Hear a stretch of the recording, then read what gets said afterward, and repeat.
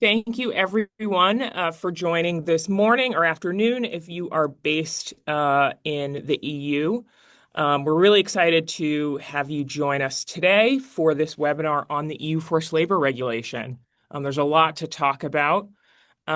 We are gathered here to talk about the EU forced labor regulation guidelines and the public investigations that will be conducted as part of the EU forced labor regulations, what those might look like, what we expect to see as part of the guidelines once they actually are finalized.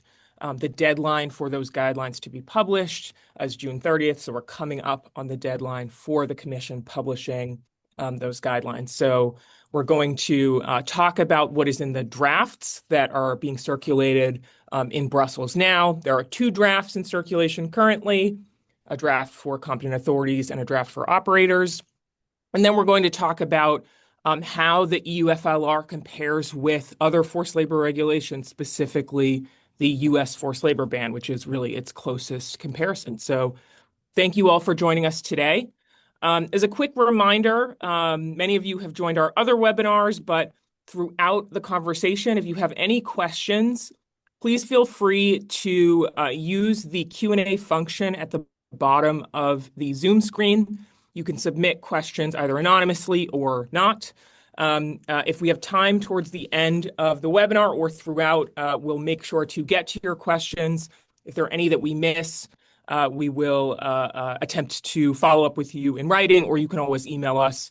If you look at our nameplates under our faces here, our emails are included, and you'll actually see at the end of this slide deck, our contact information will be included as well. So you have our contact information. If we don't get a chance to get to your questions, you will be able to reach out to us. So let's dive right in. For those of you who don't know us, my name is Marissa Brock. I am the Senior Director of Policy and Government Affairs at Sourcemap. I'm joined by Leonardo Bonanni, the founder and CEO of Sourcemap. We are gathered here to talk about how to prepare for investigations under the EU forced labor regulation. So let's dive in. And I can kick this one off because we've been seeing quite a lot of interest. Thanks, Marissa. Hi, everyone. Thanks for joining us.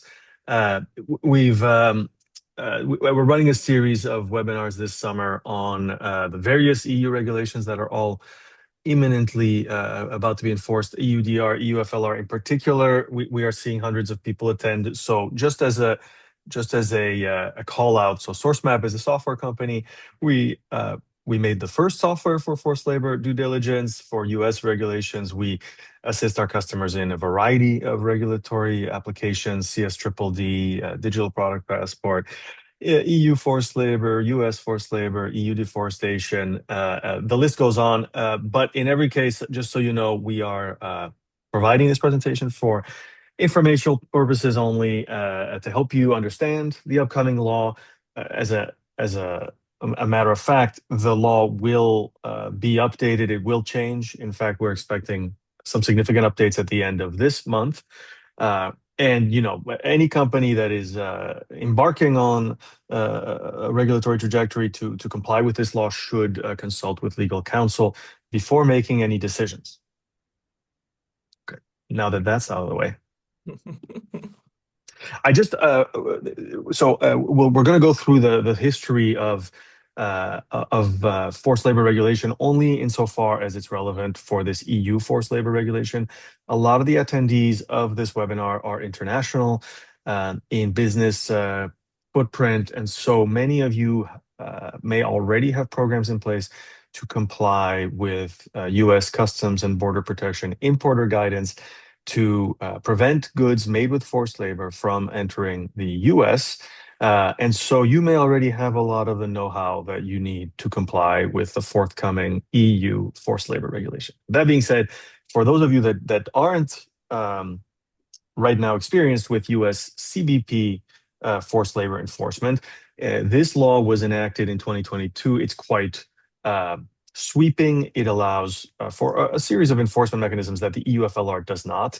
But the mechanism and most importantly, the kind of the data and what data you need and who you need to get it from and how you need to present it shares a lot of similarities with EUFLR. And so EU forced labor enforcement does not involve detentions. It doesn't even involve goods being stopped at the border. But when the US forced labor enforcement happens, just as a refresher, US Customs will, on the spot, decide that they're not going to allow a shipment into the country. They will notify the importer of record, and that's the company that is wholly responsible for this process. They'll say these were the shipments, these were the customs codes for the products contained within. You have 30 days now to provide us with evidence that there was no forced labor involved in manufacturing these goods manufacturing, distributing any stage in the supply chain before it reaches the US border. You now have to prove, you have the burden of proof falls on the importer of record to show that there is no forced labor, which is a tall order, the burden of proving that there is no forced labor in a supply chain that could have hundreds or thousands of stakeholders. We've helped a number of companies deal with this process. It's important that there be a team of people ready to respond, obviously, involving legal and customs staff, as well as the supply chain team that will be the one gathering most of the data. It's important to, as quickly as possible, have the data in hand to show that the supply chain for the products detained aren't that does not touch companies that are known to use forced labor or their affiliates. And that usually is what we would call chain of custody traceability documents, POs, contracts, production records, capacity records, shipping records. There's a variety of documents.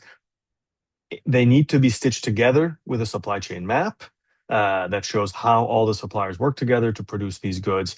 All the data needs to be firsthand. It needs to come from suppliers. It can't be inferred. It can't be generated using AI. Forensic testing and audit reports may also really help to bolster the case for a clean supply chain.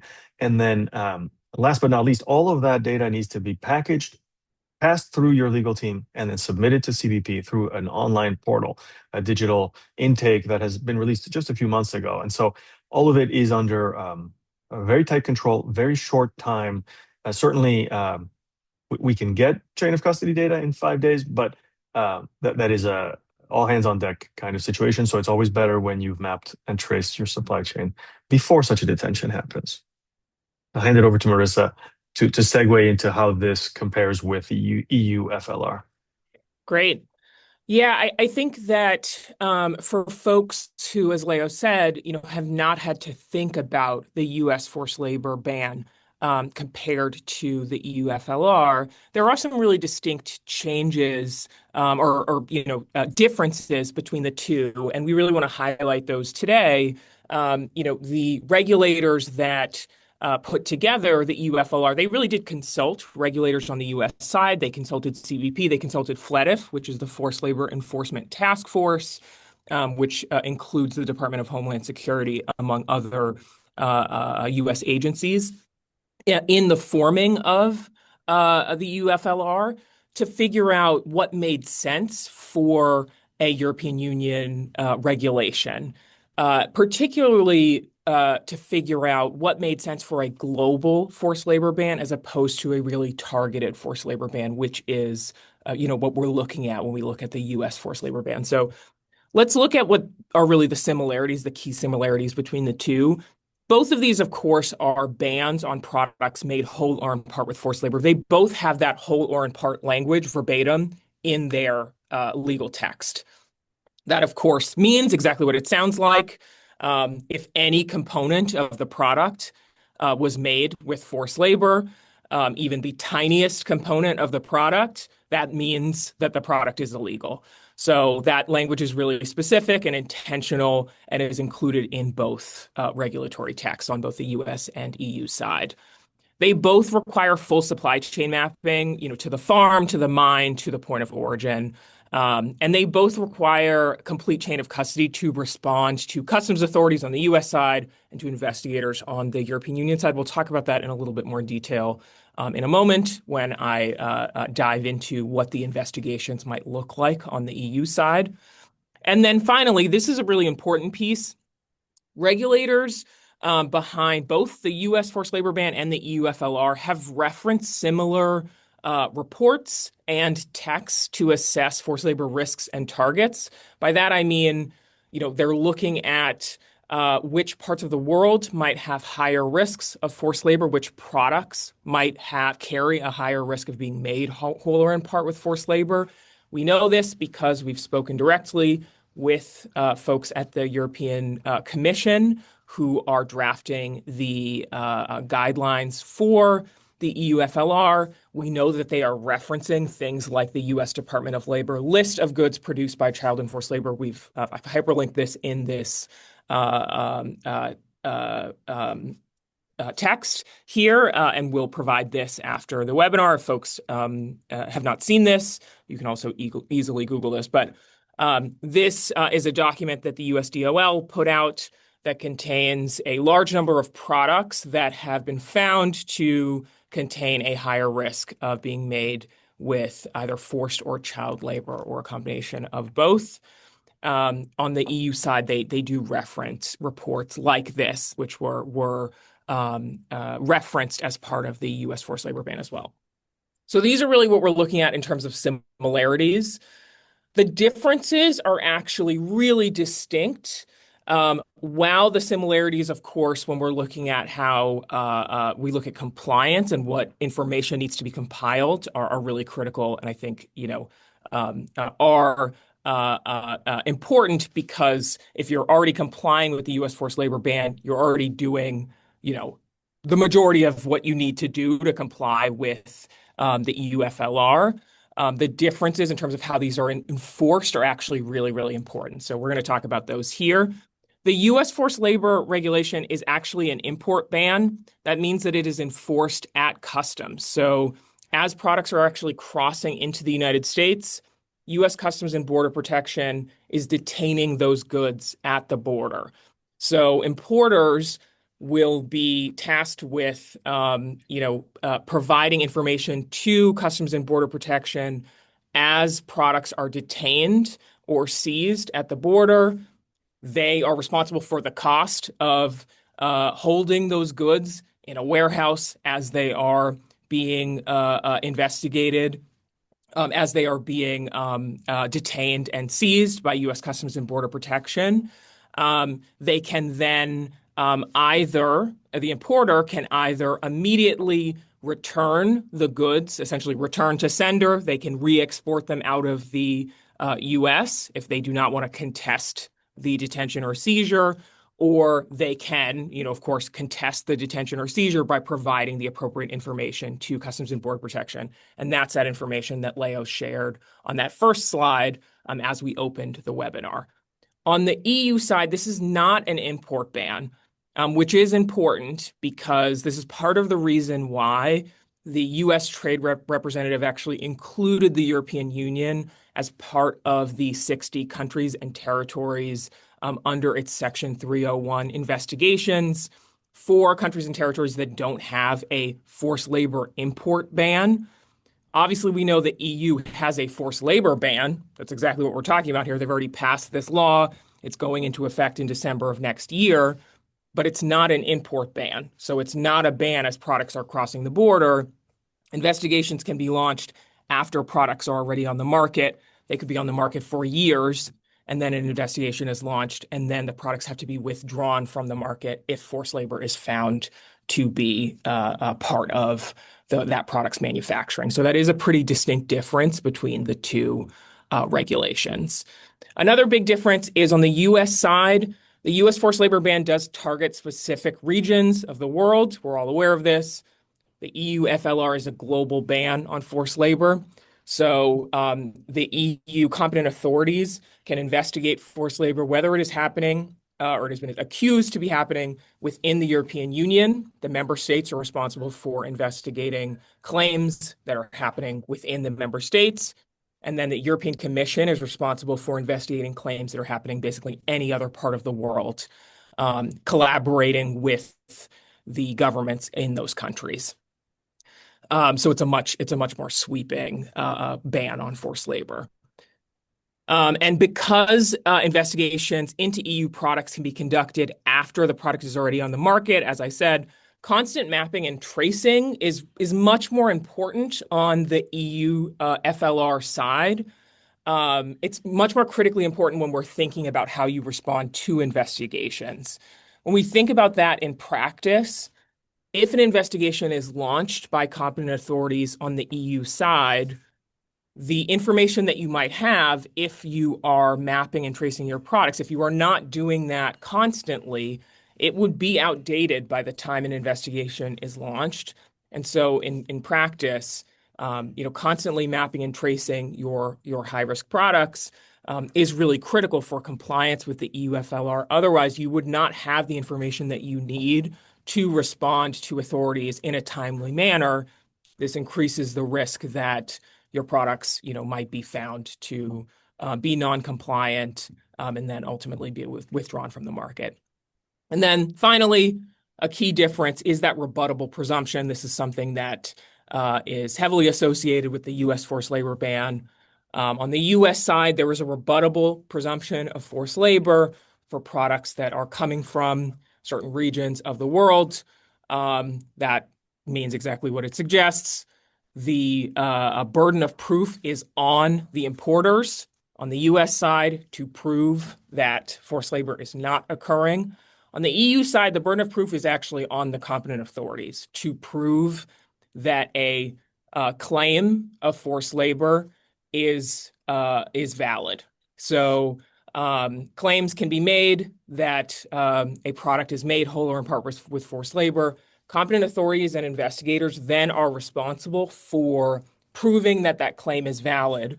The operators, of course, are contesting that claim throughout. They're providing that information to investigators to say, hey, I actually have the evidence that my product was not made with forced labor. It was produced legally. Here is all of that evidence.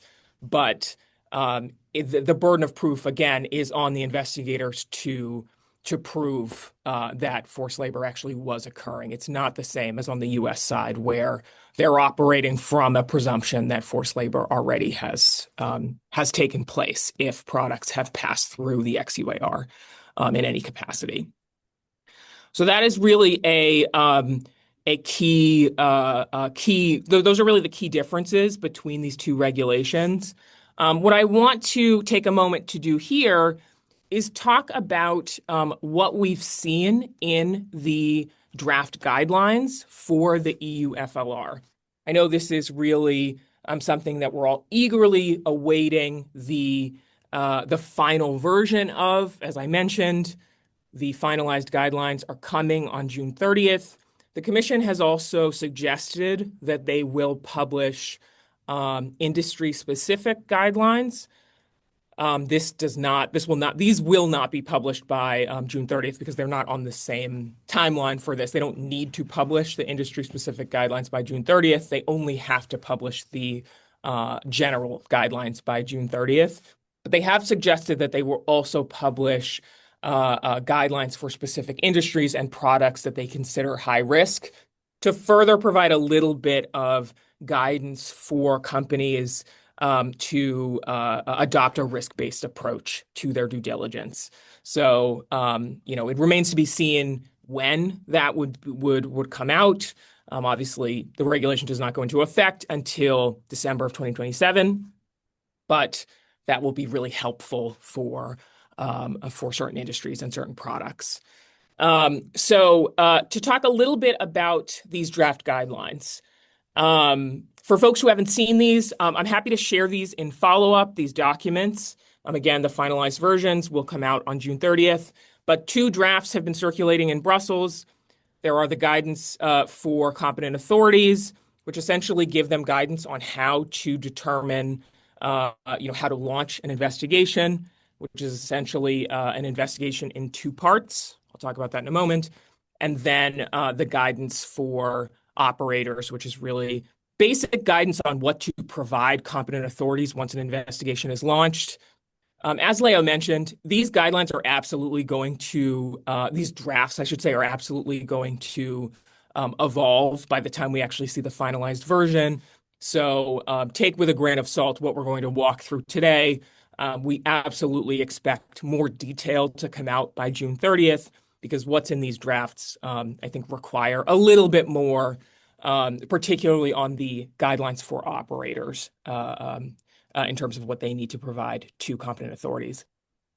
But starting with the guidelines for competent authorities, essentially they have the preliminary investigation, which is launched when a substantiated claim of forced labor is made. So there will be a forced labor single portal that will be launched before December of 2027. That single portal will be essentially the one-stop shop for all information about the EUFLR.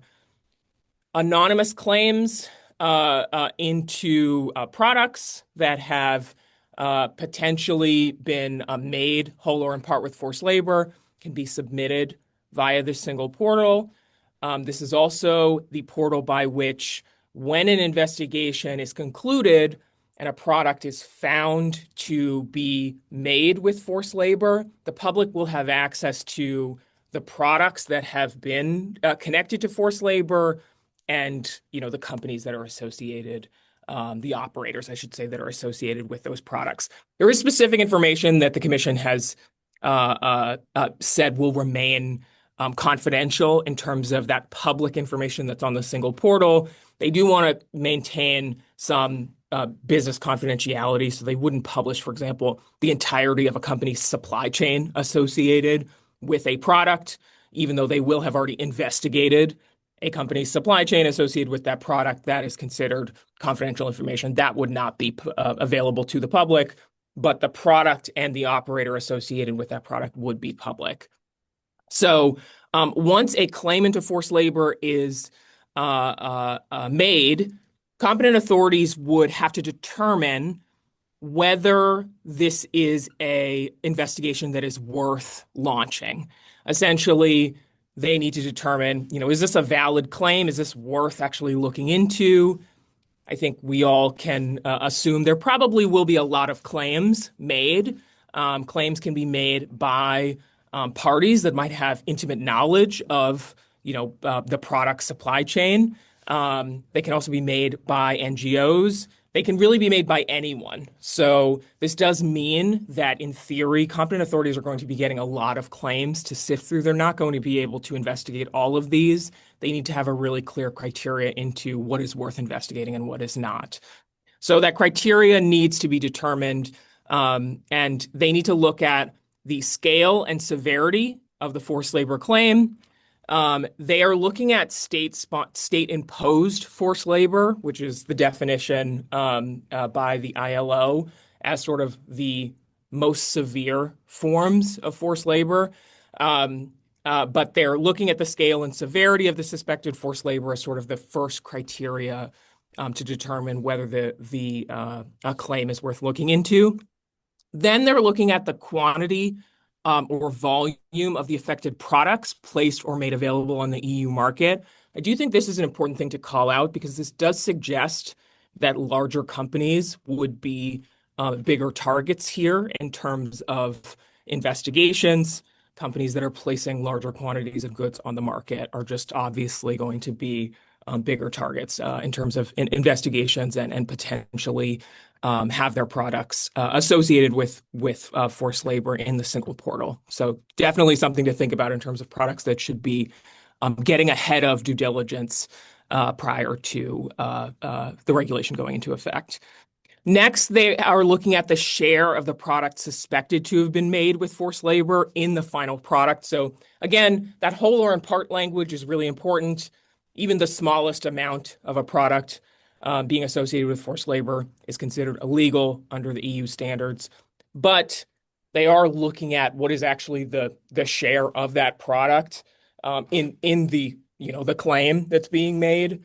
How large of this, I guess, how big is this concern essentially before they determine whether the investigation is worth launching. Next, they're looking at, or they're making an assessment of the proximity to risk of forced labor occurrence and the leverage of the economic operators.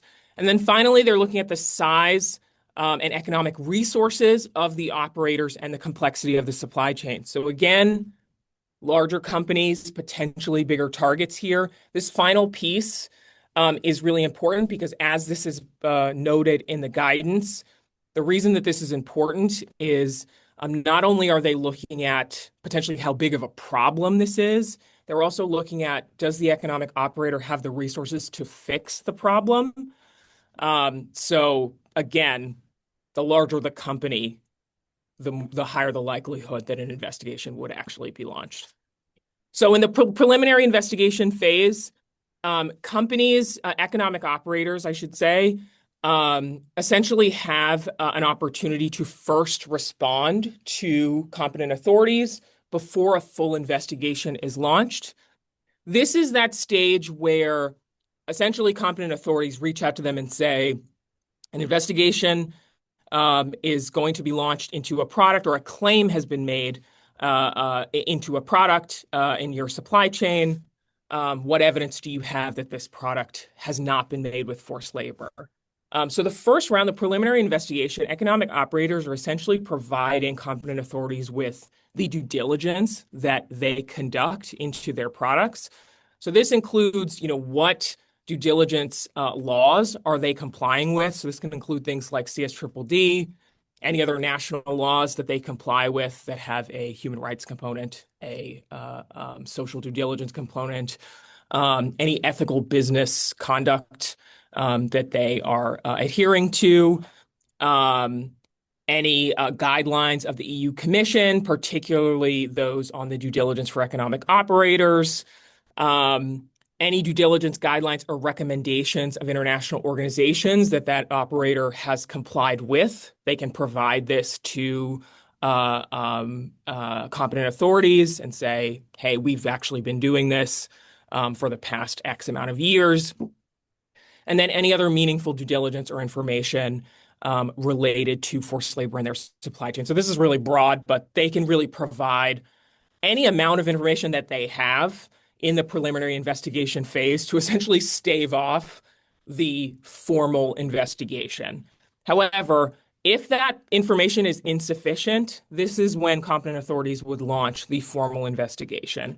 This is the much more intrusive investigation because, as this is written in the draft guidelines, the competent authorities have, and I'm quoting, broad discretion to request any information that they deem relevant and necessary for the investigation.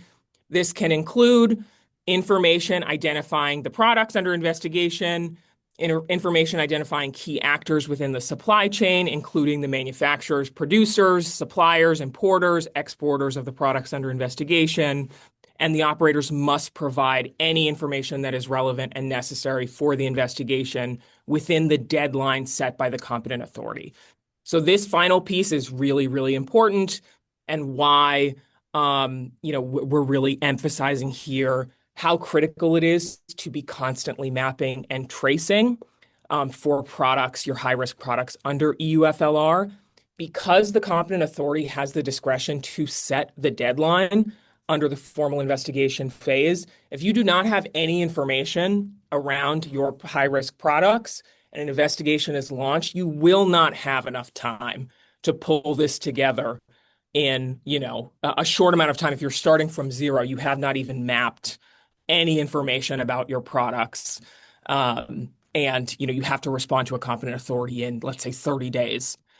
You just will not have enough time to respond. And the formal investigation phase, if we're looking at a claim that's made outside of the European Union, which, realistically, more claims will be made into products that are produced outside of the EU than within the EU. Investigations can be, really intensive depending on resources. They can include things like, site visits. They can really get in the weeds here depending on what resources the authorities actually have. It remains to be seen what they will, what these will look like, and also how collaborative the governments of the countries that are being investigated will be. I mean, I think that is really important.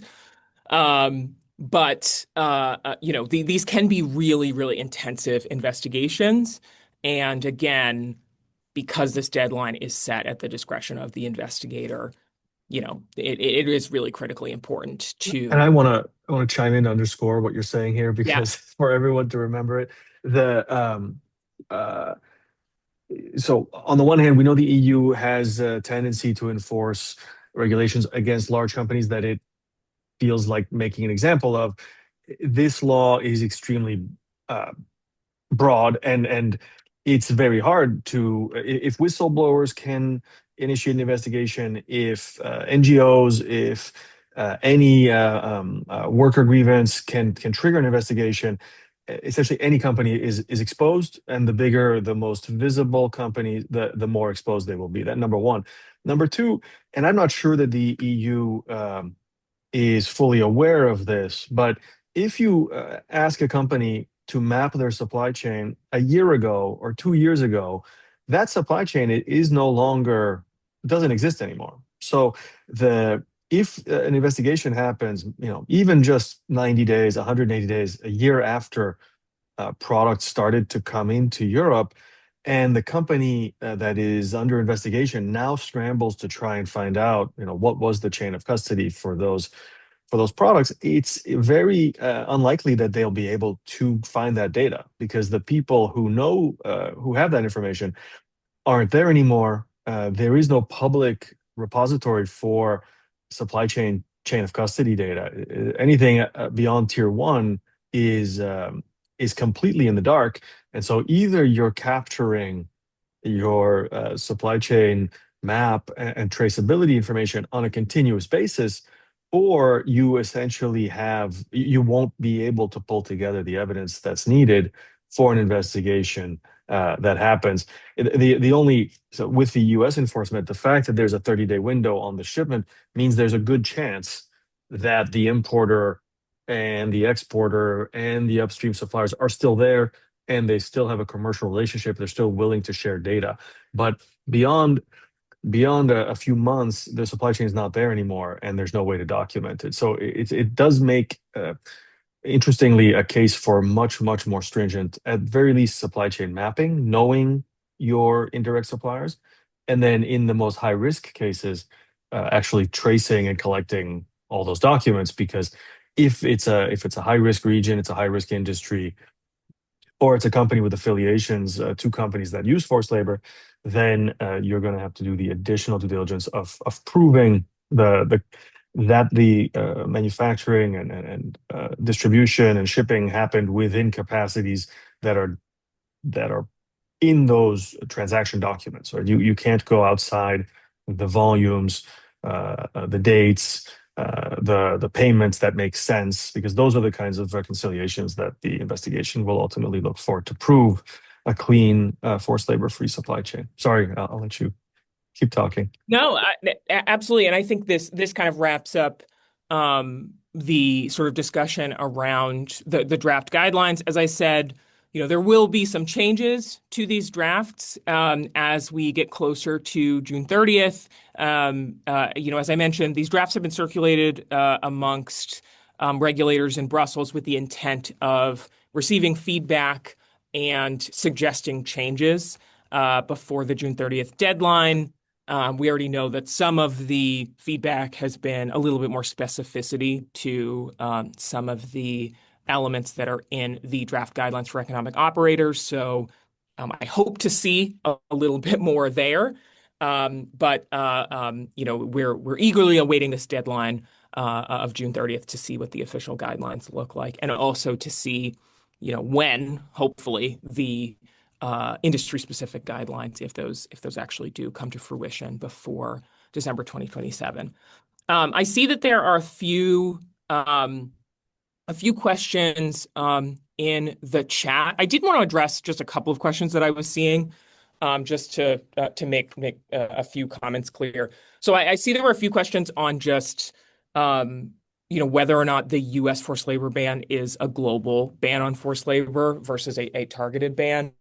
It absolutely is true that the U.S. has a global ban or an outright ban on products being made with forced labor from entering from the U.S. That there has been a ban on products made with forced labor entering the U.S. since 1930. So that's not actually a new ban.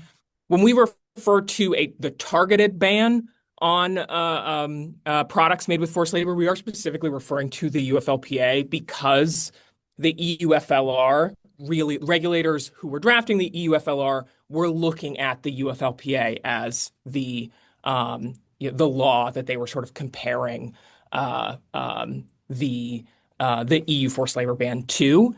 And also, when we look at how CBP and US regulators have really enforced the forced labor ban in the US in practice, withhold release orders have been used to detain or to enforce global bans on forced labor, but at a much lower volume than the actual number of goods that have been detained and seized under the UFLPA.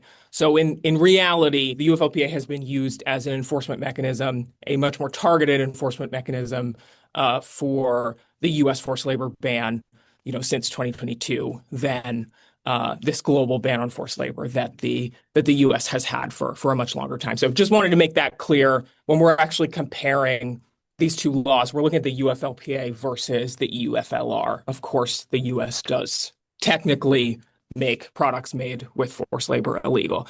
And also to a question around the UFLPA being applied to other countries, because the UFLPA, as it's written, applies to products that have been manufactured in some capacity, either in Xinjiang or by the XUAR. When goods are coming from Malaysia, Vietnam, other parts of the world, if you look at the detention statistics for the UFLPA, it absolutely is true that actually more products that are coming from or have a country of origin that is not China, much more products that are coming from other parts of the world are being detained now. That absolutely is true, but the way that they are being legally detained under UFLPA is the suggestion is that there are some inputs from Xinjiang. Either it is specifically in the XUAR or through labor that is being essentially, sponsored by China. So that is how, goods that are coming from other countries are still being detained under the UFLPA. Legally, they have to have some connection to that region. Otherwise, that law does not apply. So just wanted to make that clear. I saw a few questions about this in the chat. While we're there, another question for you on the portal in particular. Let's see. What information do you know will be in the portal and whether, and this is important, of course, whether investigations are going to be in the portal before they're concluded? Great question. So we do know that the only information that would be in the portal is information about investigations that have actually concluded. So once an investigation is launched, or as soon as an investigation is launched, I should say, this does not automatically put that investigation in the portal. That does, that is really important, and I think economic operators want to know that because that would significantly change the stakes for companies. If every single investigation is making it into the portal, that would be a problem for a lot of companies. The only information that's in the portal would be investigations that have concluded, where products have been found to be connected to forced labor. However, what can happen is a product is found to be connected to forced labor. An operator can then, after that investigation has concluded, there still is a sort of a period after an investigation where an operator can contest the findings of an investigation.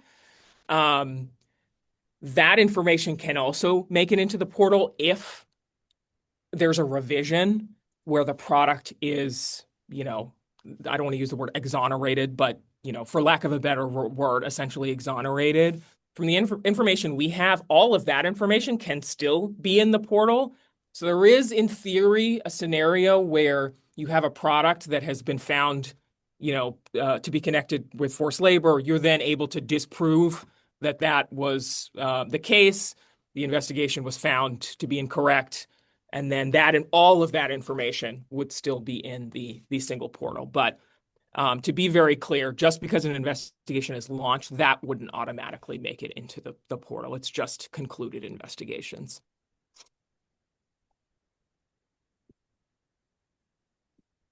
Great. I also have another question that I feel like I'd like to answer, but we want to transition a little bit from the regulation into also implementation and getting ready for these uh, um, investigations that will happen. Uh, what ways, we can use technology to look for forced labor, beyond just mapping and tracing. And it's true that it's not sufficient either for the US or the EU to just map, and certainly it's not enough to just use public watch lists or publicly available data in the form of customs records that whether it's scraped together by analysts or market intelligence or AI companies, that is not enough evidence. So it's pretty clear, and I think I would point people to the UFLPA portal, that companies have to have a very robust trail of production records so that they can reconcile all the volumes. Essentially, what ends up happening in supply chains is suppliers that are very well audited, high performing, very responsive to requests for information tend to produce more goods than they can physically handle. And that's because a lot of goods that are coming from less verified suppliers are being passed through these highly visible suppliers. And so this pass-through issue happens at the level of suppliers. It also happens at the level of countries. So most of the detentions under UFLPA are not Chinese imports from China. They're imports from other countries in generally in Southeast Asia that goods are being passed through. So again, a pass-through supplier or a pass-through country or a pass-through logistics provider, those are very common techniques to evade detection of forced labor. And so the investigators are going to be looking for not just a clean supply chain map with transaction documents, but reconciliation, essentially an audit of the entire supply chain to show that the production capacity, the workers, the machines, the square footage of these facilities was significant enough to produce the volumes that are being claimed. So that's super important. That does mean collecting for our customers thousands of PDFs. All those PDFs need to be screened because a spot check won't cover the issues here, and that is a task for technology. So technology is helping not just look up watch lists for suppliers that are mapped, not just collect terabytes and terabytes of transaction records, but also screen those records, look for anomalies, look for discrepancies, reconcile the volumes, reconcile the production capacity. So this is actually a job for a new generation of digital audit. And I just want to highlight, of course, it starts with collecting the data, but once that data is collected, there's a lot of tools that we can take advantage of to make sure that it passes muster, and then also to quickly generate a report, because these are reports that in the past and even today we see companies that are still mapping their supply chains with Excel, making diagrams with PowerPoint, and there just won't be time to do it that way and verify the data. So it's all going to have to be significantly more digital for large importers, and especially the reputationally at-risk companies that the EU might try to make an example of. I don't know, Marissa, the role of ILO standards, the role of audits, the role of certifications, the role of grievance mechanisms. Has there been any indication that I know that certainly in EU deforestation, none of those have been touted as being valid ways to show compliance. But in the case of forced labor, have any best practices for preventing forced labor been explicitly highlighted by the EU? Definitely not in terms of certifications. In terms of ILO standards, just because you mentioned that, the EU is defining forced labor based on the ILO standards. So, if you do look at the draft guidelines and ultimately the guidelines that will be published on June 30th, you will see the ILO mentioned many times. So they are looking at those definitions. You can look up those definitions now if you want to see, again, how the EU is defining things like state-sponsored forced labor, which is, as I mentioned earlier, a type of forced labor that they are weighing very heavily as vitally important in terms of investigating if claims are being made there.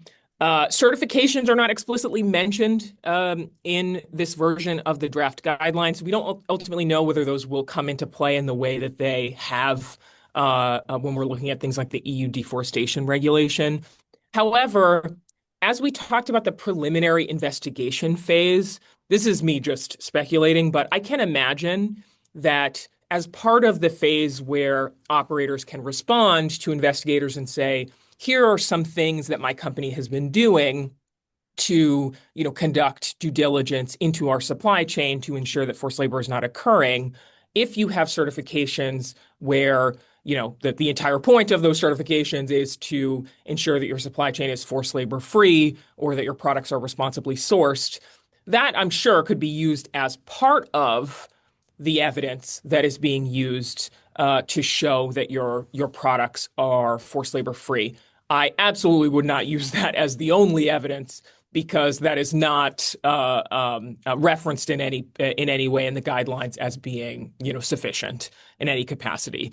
But certifications, as long as they are specific to forced labor and also that they are similar to what we're looking at for EUDR, looking at chain of custody for products.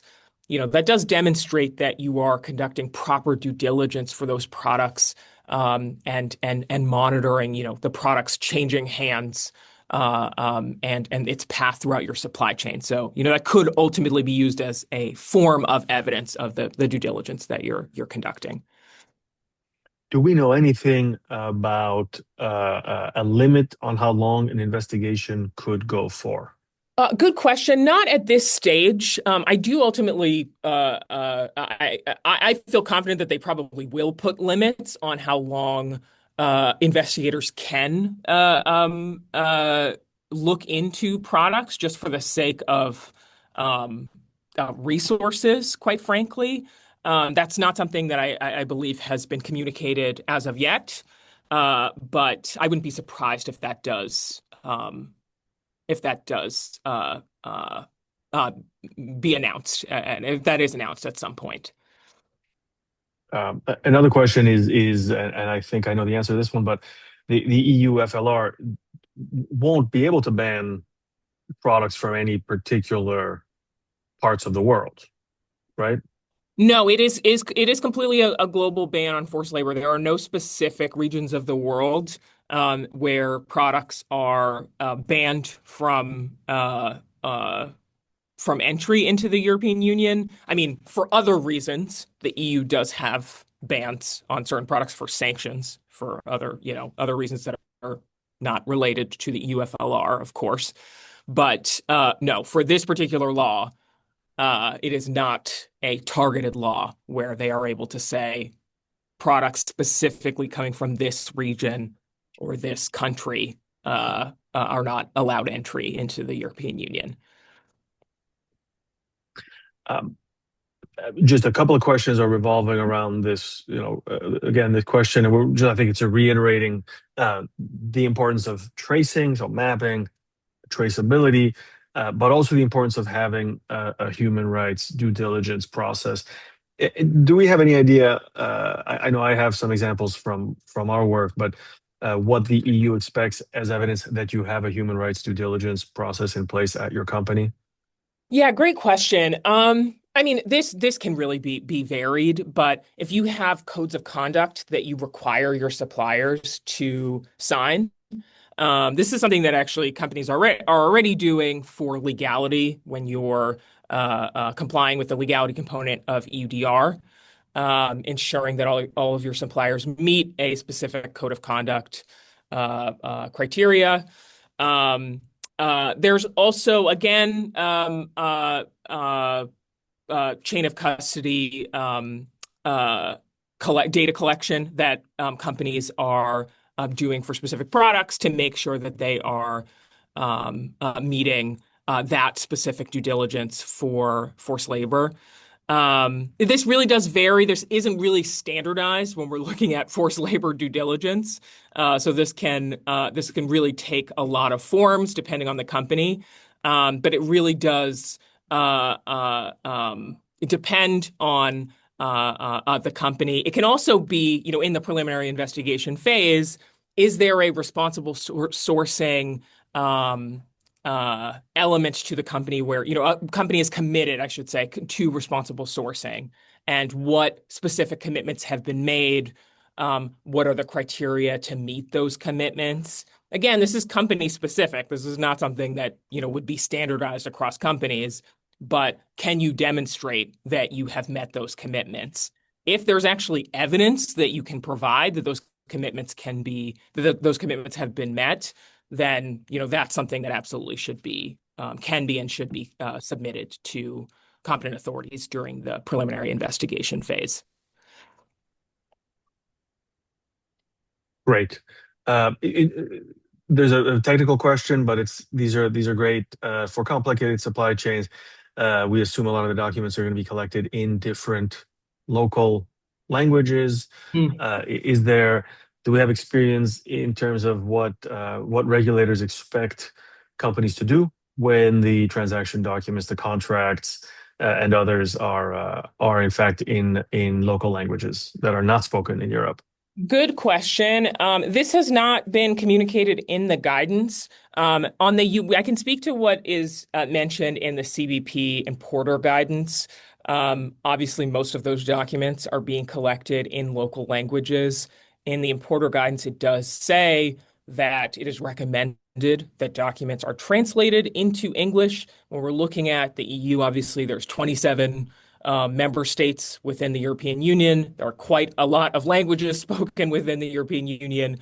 The suggestion would likely be that you can speed up an investigation if you are translating documents into the local language or the primary language of the country that the investigation is being conducted in.